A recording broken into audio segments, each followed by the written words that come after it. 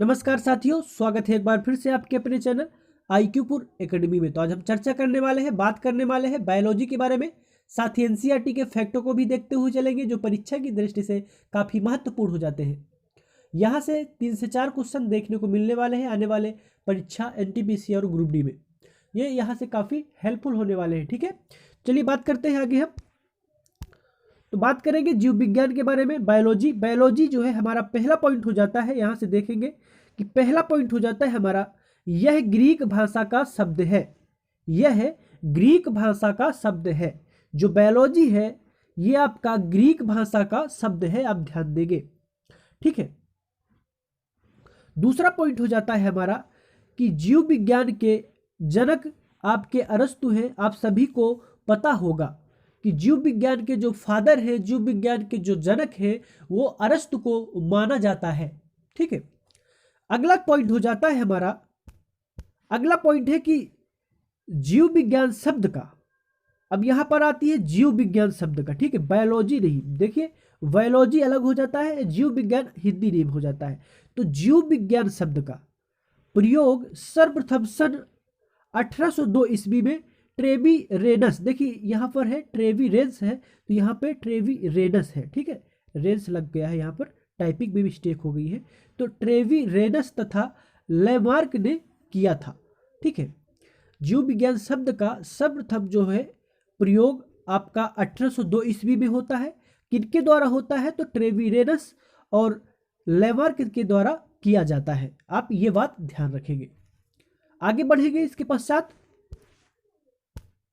आगे हो जाता है हमारा जीव विज्ञान की शाखाएं। अब देखिए जीव विज्ञान की 2 शाखा हैं। पहली शाखा तो हो जाती है जंतु विज्ञान, जिसमें जंतुओं का अध्ययन किया जाता है। ठीक है, जंतु विज्ञान जिसमें जंतुओं का अध्ययन किया जाता है। और दूसरी शाखा हो जाती है वनस्पति विज्ञान। ठीक है, दूसरी शाखा हो जाती है वनस्पति विज्ञान, जिसमें वनस्पतियों यानी कि पादपों का अध्ययन किया जाता है। ठीक है, 2 शाखाएं होती है जीव विज्ञान की। तो पहली शाखा जंतु विज्ञान, दूसरी वनस्पति विज्ञान। तो हम बात करने वाले हैं जंतु विज्ञान की, जिसमें जंतुओं का अध्ययन किया जाता है। तो जंतु विज्ञान के जो जनक हो जाते हैं, फादर हो जाते हैं, अरस्तु हो जाते हैं। अब देखिए, अब जीव विज्ञान के आपके फादर जो है अरस्तु हो जाते हैं और जंतु विज्ञान के भी फादर अरस्तु हो जाते हैं। कंफ्यूज मत होइएगा। ठीक है, जीव विज्ञान और जंतु विज्ञान दोनों की फादर ही अरस्तु है। चलिए बात आती है पुस्तक के बारे में।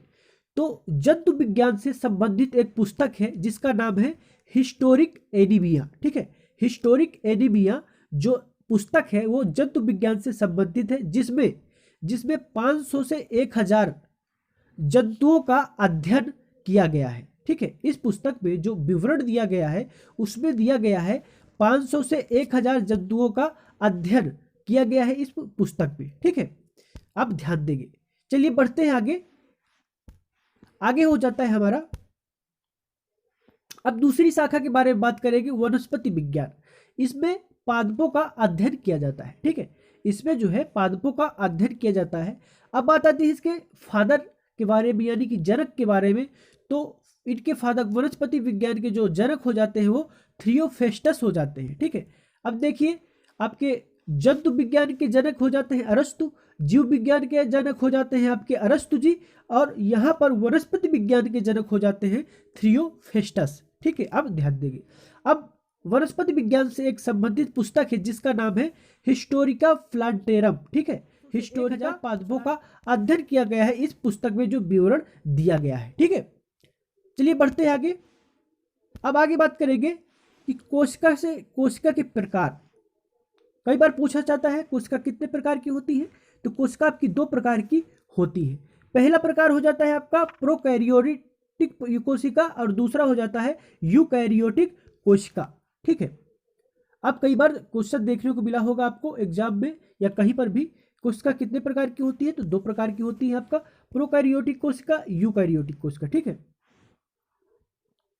चलिए बात करेंगे पहले हम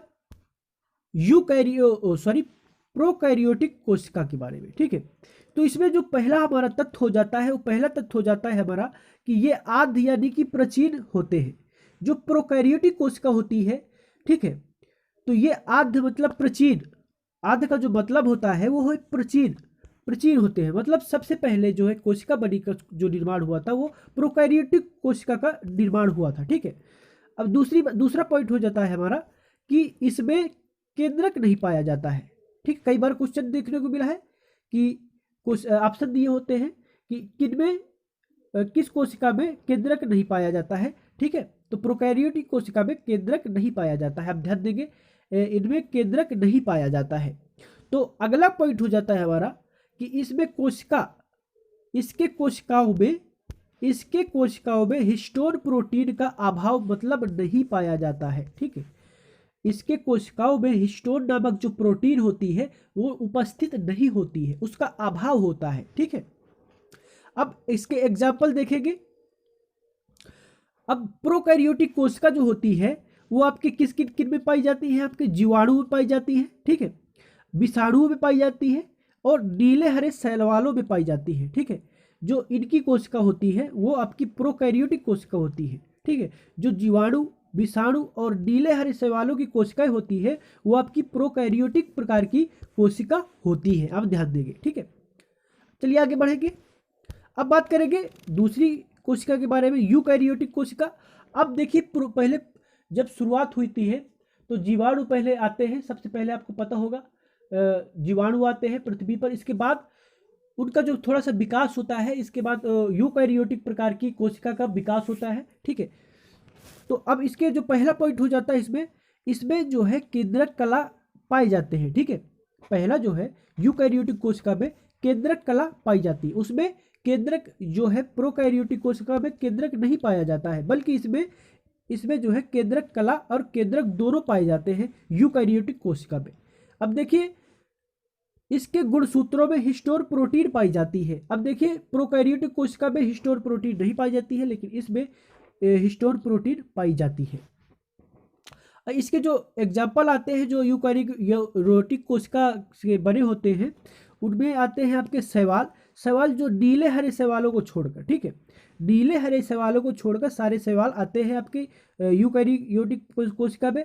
और दूसरी बात कवक आते हैं, कवक की कोशिका जो बनी होती है यूकैरियोटिक कोशिका की बनी होती है, और पादप की जो कोशिका होती है यूकैरियोटिक प्रकार की होती है, और जो जंतुओं की होती है वो यूकैरियोटिक प्रकार की होती है।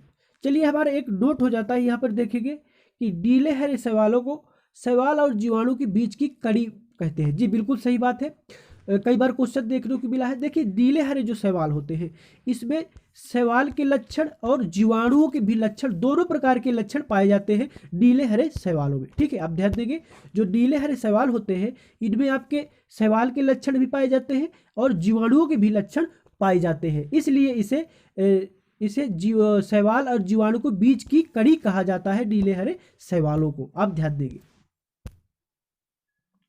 अब बात आती है, ठीक है, कि कोशिका संख्या के आधार पर इन्हें दो प्रकार के होते हैं। कोशिका जो होती है संख्या के आधार पर दो प्रकार की होती है। पहला हो जाता है एक कोशिकीय प्राणी। अब देखिए एक कोशिकीय प्राणी में आपका बैक्टीरिया आता है, नीले हरे शैवाल आते हैं, प्रोटोजोआ आता है, ईस्ट आता है। देखिए ईस्ट एक कवक होता है। ठीक है, ईस्ट एक कवक होता है। ठीक है, ये तरह ध्यान देंगे। और बहु प्रकार की कोशिका में जो होता है बहुकोशिकीय प्राणी जो होते हैं वो शैवाल होते हैं, कवक होते हैं।